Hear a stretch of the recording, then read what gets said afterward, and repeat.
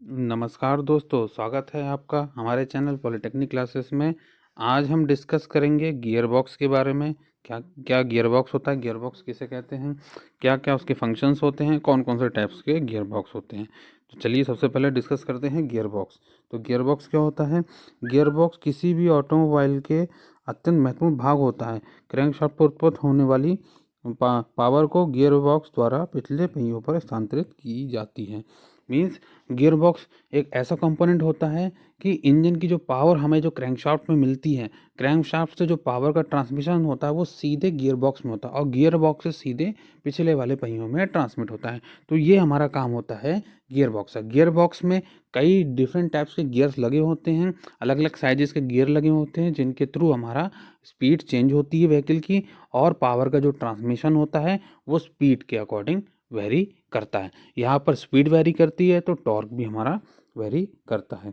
आगे हम बात करते हैं कि गियर बॉक्स के क्या फंक्शन होते हैं। तो सबसे पहले देखिए, गियर बॉक्स का पहला फंक्शन होता है क्रैंकशाफ्ट द्वारा उत्पन्न आघूर्ण और तथा पिछले पहियों पर आवश्यक आघूर्ण के मध्य सामंजस्य बनाए रखने में गियर बॉक्स सहायक होता है। मीन्स क्या होता है कि जो भी हमारा टॉर्क या आघूर्ण डेवलप होता है वो पिछले वाले जो पहिए होते हैं उनमें टॉर्क हमारा डेवलप करता है according to the gear box. Second point, वाहन को आरंभ में अधिक आघूर्ण तथा गतिमान होने पर कम आघूर्ण की आवश्यकता होती है। आघूर्ण परिवर्तन गियर बॉक्स द्वारा किया जाना संभव होता है। तो क्या होता है कि जब भी हम लोग शुरुआत में या जब हमारा व्हीकल हमारा हाई स्पीड पर होता है या लो स्पीड पर होता है, जो टॉर्क होता है वो वेरी करता है। जब लो स्पीड होती है तो टॉर्क ज़्यादा होता है और जब स्पीड ज़्यादा होती है तो टॉर्क हमारा कम होता है। तो ये जो भी वेरिएशन होते हैं, ये जितने भी चेंजेस होते हैं, स्पीड ज़्यादा स्पीड कम या टॉर्क ज़्यादा टॉर्क कम, ये सब हमारे गियर बॉक्स के द्वारा किए जाते हैं। नेक्स्ट पॉइंट, वाहन की चाल के अनुसार गियर अनुपात में आवश्यक परिवर्तन गियर बॉक्स द्वारा किया जाता है। तो जो भी हमारे स्पीड में वेरिएशंस होते हैं, जो चेंजेस किए जाते हैं व्हीकल में, वो हमारे गियर बॉक्स के द्वारा किए जाते हैं। नेक्स्ट पॉइंट, वाहन को पीछे करने के लिए गियर बॉक्स के रिवर्स गियर का प्रयोग किया जाता है। तो गियर बॉक्स में एक गियर और लगा होता है जिसे कहते हैं हम लोग रिवर्स गियर। उसमें क्या होता है, उस गियर का प्रयोग करके हम लोग व्हीकल को रिवर्स गियर में अप्लाई करके पीछे चलाते हैं। नेक्स्ट पॉइंट, इंजन को स्टार्ट तथा क्लच को एंगेज रखते हुए वाहन को खड़ा रखा जाता है। यह करने के लिए गियर बॉक्स में न्यूट्रल गियर लगाया जाता है। हाँ, तो क्या होता है कि जब भी हम लोग गियर अप्लाई करते हैं तो उसको पहले क्लच को इंगेज करते हैं, क्लच को इंगेज करने के बाद हम लोग गियर अप्लाई करते हैं। इस थ्रू क्या होता है कि जो फिर गियर जब चेंज किया जाता है तो हम लोग फर्स्ट उसे न्यूट्रल गियर पे लाते हैं, न्यूट्रल गियर पे लाने के बाद फिर हम गियर अप्लाई करते हैं। तो इस तरीके से क्या होता है कि हमारा गियर बॉक्स वर्क करता है। टॉप गियर में क्रैंकशाफ्ट की चाल तथा मेन शाफ्ट की चाल एक समान हो जाती है। यह गियर बॉक्स द्वारा ही संभव है। मीन्स जब भी हम हाई गियर लगाते हैं, हाई स्पीड गियर अप्लाई कराते हैं, तो हाई स्पीड गियर अपनाने अब जो लगाते हैं तो उसमें हमारी जो इनपुट शाफ्ट होती है और आउटपुट शाफ्ट होती है, उनकी जो स्पीड्स होती हैं वो सेम सेम मतलब आसपास हो जाती हैं। आगे हम बात करेंगे कि क्या क्या उसके हमारे कांस्टेंट मैक्स गियर बॉक्स होते हैं, क्या क्या कांस्टेंट मैक्स गियर बॉक्स होते हैं, क्या इसकी फंक्शनिंग होती है। तो हमने पूरा आपको फिगर बना रखा है, इसमें हम समझेंगे कांस्टेंट मैक्स गियर बॉक्स क्या होता है। तो सबसे पहले है हमारा ये क्लच शाफ्ट। क्लच शाफ्ट, उसके बाद ये लगा क्लच शाफ्ट पे अटैच है हमारा क्लच गियर। ये हैं हमारे ले शाफ्ट। ले शाफ्ट पे लगा है हमारे कई सारे गियर्स। ये एक gear, second gear, third gear, fourth gear, fifth gear, six gear और सेवन गियर। तो टोटल हमारे 7 गियर अटैच होते हैं।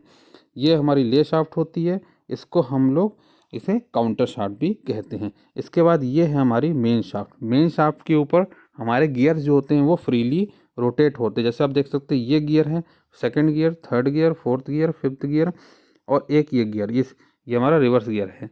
तो ये हमारे सारे गियर्स जो हैं हमारे फ्रीली रोटेट होते हैं इस मेन शाफ्ट के ऊपर। मीन्स ये अटैच नहीं होते मेन शाफ्ट से। मेन शाफ्ट के ऊपर और जो लगा होता है ये हमारे डॉग क्लचेस, ये है, इनका नाम है हमारा डॉग क्लचेस। ये तीनों हमारे क्या होते हैं, डॉग क्लचेस होते हैं, जो कि हमारे मेन शाफ्ट से अटैच होते हैं। तो जब मेन शाफ्ट रोटेट करता है तो ये डॉग क्लच भी हमारे रोटेट होने शुरू होते हैं। लेकिन ये सारे गियर्स जो होते हैं ये हमारे रोटेट नहीं करते हैं। और लेकिन क्या है, ये सारे गियर्स आपस में, दोनों गियर्स आपस में मैच में हैं। ये दोनों शाफ्ट के गियर आपस में मैच में, सारे जो शाफ्ट हैं, ये दोनों जो शाफ्ट इनके गियर्स आपस में अटैच होते हैं। ये कहलाता है हमारा कांस्टेंट मैच गियर बॉक्स। इसे हम लोग कांस्टेंट मैच गियर बॉक्स इसलिए कहते हैं क्योंकि इनके जितने भी गियर्स होते हैं वो आपस में मैच होते हैं और कॉन्स्टेंटली मैशिंग में होते हैं। आप ये देख सकते हैं मेन शाफ्ट के ऊपर हम लोगों ने स्प्लाइन को काटा है। ये जो लाइंस आपने देख रहे हैं मेन शाफ्ट के ऊपर, ये लाइंस हैं स्प्लाइंस। स्प्लाइंस क्या होता है कि स्प्लाइंस के ऊपर हमारे जो गियर्स होते हैं वो फ्रीली रोटेट होते हैं। तो हम इसकी वर्किंग की बात कर ले, वर्किंग कैसे होती है कि जैसे ही हमारा क्लच शाफ्ट ये जो लगा जो इंजन से रोटेट करेगा, इंजन से जो पावर मिलेगी तो ये क्लच गियर हमारा घूमना शुरू कर देगा। क्लच शाफ्ट घूमने शुरू करेगा तो ले शाफ्ट हमारा घूमना शुरू कर देगा और इससे अटैच सारे गियर्स हमारे क्या होंगे, घूमने शुरू हो जाएंगे। ठीक है, तो अब यहाँ पर हमने यूज़ किया डॉग क्लचेस। तो डॉग क्लच का यूज़ करके हम लोग क्या करते हैं, गियर्स को अटैच कराते हैं मेन शाफ्ट के साथ। तो जब हमारा गियर्स हमारे मेन शाफ्ट के साथ पकड़ बना लेते हैं तभी हमारा वहीं से पावर ट्रांसमिशन होता है। मीन्स मान लीजिए जैसे हमने क्या किया कि डॉग क्लच जो हमारा लगा बीच में इसको स्लाइड करा दिया लेफ़्ट साइड। तो जैसे स्लाइड कराएंगे लेफ़्ट साइड को तो ये फर्स्ट गियर से हमारा अटैच हो जाएगा और पावर का ट्रांसमिशन फर्स्ट गियर से होने लगेगा। इस तरीके से हमारा पावर ट्रांसमिशन होगा। इसके आगे बात करें, अब डॉग क्लच को वापस न्यूट्रल में लाएंगे, इसको राइट साइड स्लाइड करके न्यूट्रल में लाएंगे और उसके बाद दोबारा राइट साइड स्लाइड करके सेकंड गियर से अटैच करा देंगे। और जैसे ही सेकंड गियर से अटैच होगा तो इस सेकंड गियर हमारा मेन शाफ्ट से अटैच हो जाएगा और इसका रोटेशन हमारा शुरू हो जाएगा। रोटेशन शुरू होने के कारण मेन शाफ्ट भी हमारी रोटेट करेगी और सेकंड गियर में हमारा स्पीड हमारी बढ़ती है थोड़ी सी फर्स्ट गियर की अपेक्षा। तो हमारा जो मेन शाफ्ट उसकी स्पीड बढ़ जाएगी और व्हीकल की स्पीड हमारी बढ़ जाएगी। इसी तरीके से यहाँ पर भी क्लच डॉग को लेफ्ट साइड स्लाइड करा के थर्ड गियर से अटैच करा के पावर का ट्रांसमिशन कराएंगे। और इसी तरह से अब की बार क्लच डॉग को राइट साइड स्लाइड करा के फोर्थ गियर से अटैच कराएंगे और पावर का ट्रांसमिशन हमारा इस तरीके से होता रहेगा। इसके आगे सेम चीज़ है हमारी, इसके आगे इस डॉग क्लच का यूज़ करके फिफ्थ गियर में हम लोग प्रोड्यूस करा सकते हैं। अब यहाँ पर हम लोग क्या है कि यहाँ पर कांस्टेंट मैश में हम लोग रिवर्स गियर भी प्रोड्यूस कर सकते हैं। यहाँ पर आप देख सकते हैं ये हमारा लगा है आइडलर गियर। आइडलर गियर एक ऐसा गियर होता है जिसमें हम लोग रिवर्स गियर में अप्लाई करते हैं। यहाँ पर आप देख सकते हैं ये जो हमारा गियर लगा है इसकी जो स्पीड की जो डायरेक्शन होगी वो हमारे बाकी गियर की अपेक्षा विपरीत होगी।